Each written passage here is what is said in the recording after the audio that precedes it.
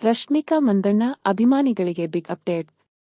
Shooting ವೇಳೆ ಆದ ಪೆಟ್ಟಿನ effect ಈಗ ಅವರ ಮುಂದಿನ ಸಿನಿಮಾ ಮೇಲೂ ಬಿದ್ದಿದೆಯಾ? ಹೌದು ಸ್ನೇಹಿತರೆ, ನ್ಯಾಷನಲ್ ಕ್ರಶ್ ರಶ್ಮಿಕಾ ಮಂದಣ್ಣ ಸದ್ಯ ಸಿನಿಮಾಗಳಿಂದ ಕೊಂಚ ದೂರ ಉಳಿದಿದ್ದಾರೆ. ಮೈಸಾ ಚಿತ್ರದ ಹಾಡಿನ ಚಿತ್ರೀಕರಣದ ವೇಳೆ ರಶ್ಮಿಕಾ ಬಿದ್ದ ಪರಿಣಾಮ ಪೆಟ್ಟು ಮಾಡಿಕೊಂಡಿದ್ದರು ಎನ್ನಲಾಗಿದೆ.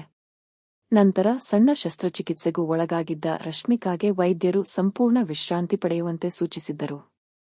ಹೀಗಾಗಿ ಸದ್ಯ ರಶ್ಮಿಕಾ ಮನೆಯಲ್ಲೇ ವಿಶ್ರಾಂತಿ ಪಡೆಯುತ್ತಿದ್ದಾರೆ.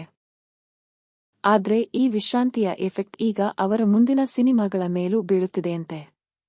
ವಿಜಯ್ ದೇವರಕೊಂಡ ಮತ್ತು ರಶ್ಮಿಕಾ ಮಂದಣ್ಣ ಒಟ್ಟಿಗೆ ನಟಿಸುತ್ತಿರುವ ರಣಬಾಳಿ ಸಿನಿಮಾ ಸೆಪ್ಟೆಂಬರ್ 11ರಂದು ಬಿಡುಗಡೆಯಾಗಬೇಕಿತ್ತು.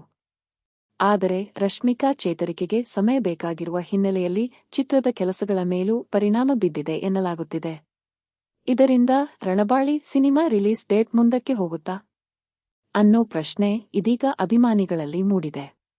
ಆದ್ರೆ ಸಿನಿಮಾ ರಿಲೀಸ್ ಬಗ್ಗೆ ಅಧಿಕೃತವಾಗಿ ಚಿತ್ರತಂಡದಿಂದ ಏನಾದರೂ ಘೋಷಣೆ ಬಂದರೆ ಮಾತ್ರ ಸ್ಪಷ್ಟತೆ ಸಿಗಲಿದೆ.